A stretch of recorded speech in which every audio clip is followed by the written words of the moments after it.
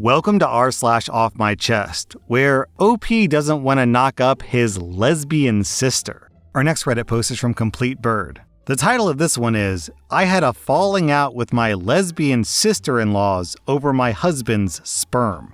A few years ago, my husband's family, his sister and her wife, asked him to be their sperm donor. His sister's name is Fiona and her wife is Kelly. Ultimately, he told them no. This was a decision that we made together because he asked me for advice. What I didn't know until later was that he told them the reason was me. He basically threw me under the bus and said that I didn't want him to do it, when in reality, it was a decision that he made too. I understand why he threw me under the bus. He didn't want to be the one attacked by his sister. I learned how cruel she can be. Fiona and Kelly wanted a phone call with me to hear my reasons for not wanting my husband to be a sperm donor. On the call, Fiona and Kelly called me jealous, controlling, a bad person, and they said they pity my husband for being with me. They said they feel sorry for him for being with me. Every reason I gave them wasn't good enough. They'd have a rebuttal to every one of my reasons, then attack my character. After the toxic phone call, my husband said, "Don't worry, we never have to see them again." That was his solution to this, as we lived thousands of miles away from each other. That was 3 years ago. Fast forward to today. Now, we all live in the same town, and his mother wants us all to hang out often. They've never tried to make things right or extend an olive branch to me when they were the ones that burned the bridge with me. They eventually found another donor and had a kid. But the relationship with me was never healed. Every time I see them, I feel so much anger and resentment. I literally don't even want to make eye contact with them. I don't want to forgive them because they've never acknowledged the pain they caused or taken any accountability. The worst part is that the family events feel unavoidable, and I'm stuck navigating how to be around people who openly disrespected me and still refuse to make amends. I want to protect my peace, but I also don't want to cause more drama in the family. I feel trapped between holding my ground and not wanting to be the villain for distancing myself. I don't enjoy hanging out with people that have disrespected me and shown me zero love. I don't know how to coexist with people who I feel nothing but anger towards. If a friend treated me this way, I'd never speak to them again.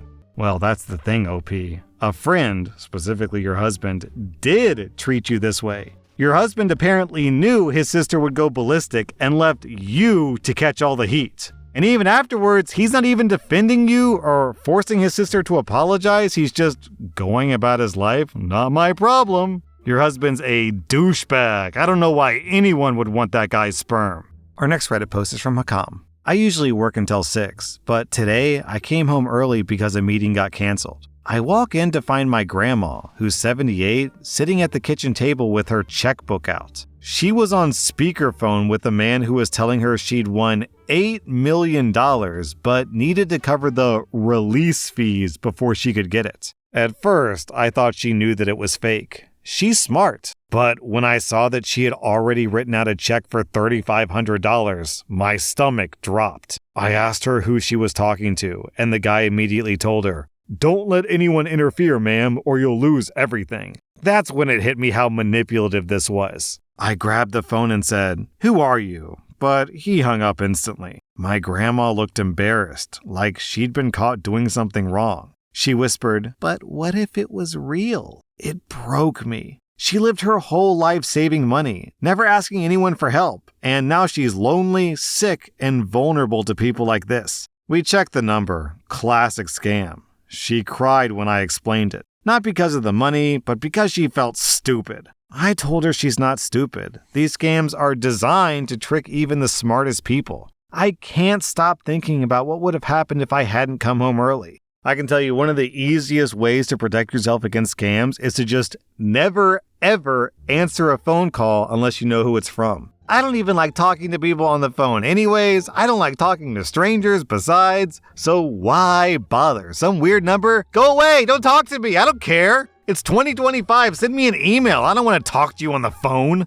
Our next Reddit post is from Throw Me Away. I'm a 29-year-old woman, and my husband is 30, and my husband has been the victim of revenge adult content. Images of him were sent to our family and friends, and even some of my husband's colleagues. At first, my husband told me they were old images from before we met, but some of them were taken in our flat, the flat that we moved into together. Afterwards, he admitted the images are recent. He met a woman on an online dating app, and he said after they exchanged photos, she began extorting him. He's been paying her from our personal savings behind my back. He paid her £5,500. Once he had no more to give, she went through with her threat and released the photos. It's been devastating going through the fallout from this. Not just that my husband was on a dating app, but that he gave her everything we'd saved, and now we have nothing. The police say that whoever extorted him isn't even in this country. He swears he never met anyone in person or cheated on me. We've been married for 2 years, together for 4. We were saving for a down payment, and now we have nothing.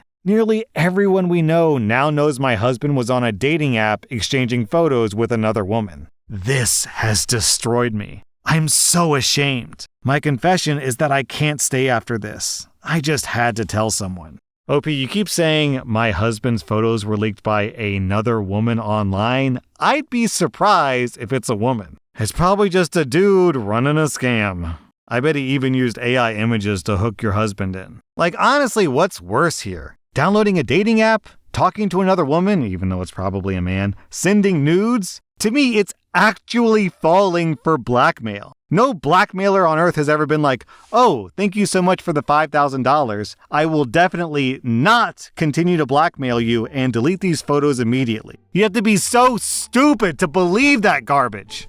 Our next Reddit post is from Shizu. So today, I went to complete a form at the doctor's office for my nursing program at university, and they said it costed $160. I sat down and I just straight up started crying to myself because I'm so comically broke, it's insane. I was called in not too long after and the doctor asked what was wrong. I just sobbed uncontrollably that I was only 17 and I didn't know I was supposed to pay for everything. Like, I was so ugly crying, I'm talking snot and tears running down my face like nobody's business. He sat in silence for a bit, then said that he would waive the fee for me. And then, of course, my bum self cried more because it meant so much to me. I thanked him for his kindness. Then, my snot started dripping like a melting icicle. As I'm blowing my nose, he asked me to come check something, and lo and behold, I get up and drop my tissue. I immediately bend down to get it, but the room is so small, and I'm proximity blind, so my butt hits the chair and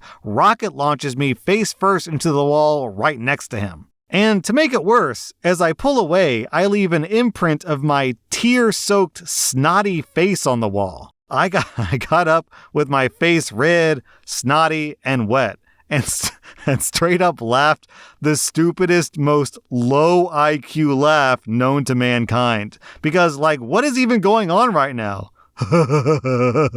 I then stood there with the composure of a dumbfounded prick as the remnants of my faceplant of doom haunted me a few inches away. The doctor turned away and stifled a laugh, then asked if I was fine. And all I could do was wish I pretended I passed out with my face glued to the wall by my snot, so I wouldn't have to face him again. Oh, the sheer embarrassment. How does this always happen to me?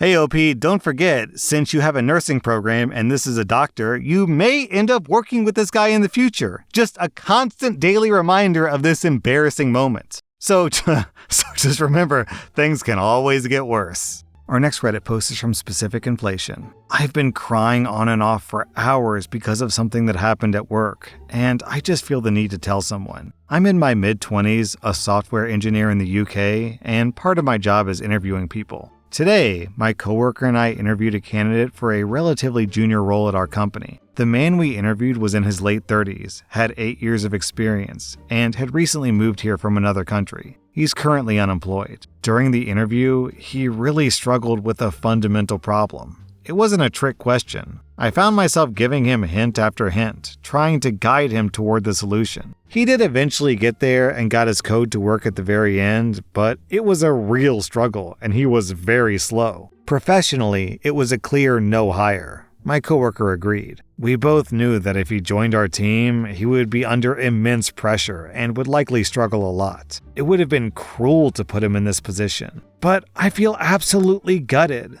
This man, more than a decade older than me, is in a new country, jobless, and is trying so hard that he's applying for junior roles despite his years of experience. And I was the one who had to deliver the no that will make his life harder. I keep replaying the interview in my mind. He got the code working at the end, so he probably left with a little bit of hope. The age difference just makes it feel worse. I know it's just a job, and I did what I was supposed to do, but I feel like I've kicked someone who is already down. My heart breaks for him, and I haven't been able to stop crying. Usually empathy is a good thing because it helps you connect with your fellow man and helps you work together and, promote teamwork. But sometimes in situations like this, it just fills you with misery and doesn't help at all. I'm not saying empathy is bad. I'm just saying this is one of those situations where having empathy makes life harder. Our next Reddit post is from Much East. My girlfriend gets naked every time we start to argue, and I freaking hate it because I'm weak. I'm so freaking pissed off because I have absolutely no defense to this at all. I don't even mean it in like a sexual way. The second she senses me getting angry at her for something, she just takes her top off every time. And it's the most frustrating thing in the world because it's very hard to continue a rant when looking at something so amazing. She says that it's from How I Met Your Mother, and it works well. But from my perspective, it's so effing frustrating because I have actual gripes and complaints and things that I want to express. But I can't form an articulable thought process. For perspective, I have ADHD. So it's already very hard for me to articulate my thoughts, and then you add fun stuff in there, and it's just not fair. And I can't even articulate anymore how angry it makes me because when I try to bring that up, she does the same thing and it works all over again. I've never felt so conflicted in my entire life, and I'm struggling to process how I even feel about this. It's like every time I'm angry or want to even have a normal conversation about something that needs to change, she just takes her clothes off and says, "Do you want to be mad or do you want me?" And I wish I was stronger, but I'm weak, and this is killing me. I'm not asking for advice. I'm just so effing tired, and I can't explain this to anyone else. OP, next time, walk into the room with her, pull your pants down and say, "Babe, we need to talk." You gotta level the playing field. Oh, actually, the commenters are giving some pretty good advice. Bring up the topic in a public place like a restaurant or park. Can't strip there. Our next Reddit post is from Wall Street Sheba. I think my 5-year-old daughter might be a psychopath. So I once bought a gag gift that's a little wooden box, and when you pull it open, a fake spider pops out to give you a little jump scare. Well, I used it on my daughter to little to no reaction other than a little, "Oh," and that was that. The thing is, she's a little obsessed with it now. She'll often give it to me and be like, "Open it," and I'll fake being scared. She'll laugh like crazy and run away. That's all fine. Giving you little jump scares is normal, right? Well, today, I'm with my daughter outside to work on my lawn, and she runs up to me shaking the box. She's like, "Open it, Daddy," and I'm like, "Not right now, honey." And she gives me her puppy eyes and says, "Please," so I can't resist. She shakes it a little and gives it to me. And when I open it, a real spider runs out of it and crawls on my hand. I scream, throw the box, and fling the spider off my hand. I look up and she's literally crying, laughing. Apparently, she decided it would be a good idea to cut out the fake spider from the box, get a wolf spider from where they usually are behind our shed, and put it in the box to trick me into thinking it'll be a fake spider. But surprise, it's a real spider. While I'm really impressed with her ingenuity to play a practical joke, I'm honestly scared that she was capable of doing that. When I told my wife what happened, she was also crying laughing. So I get where my daughter's humor came from. No chance that anyone that isn't a legit psycho is capable of doing something like that. That was rSlash Off My Chest, and if you like this content, check out my podcast where I publish the exact same episodes. Also, hit that subscribe button because I put out new Reddit episodes every single day.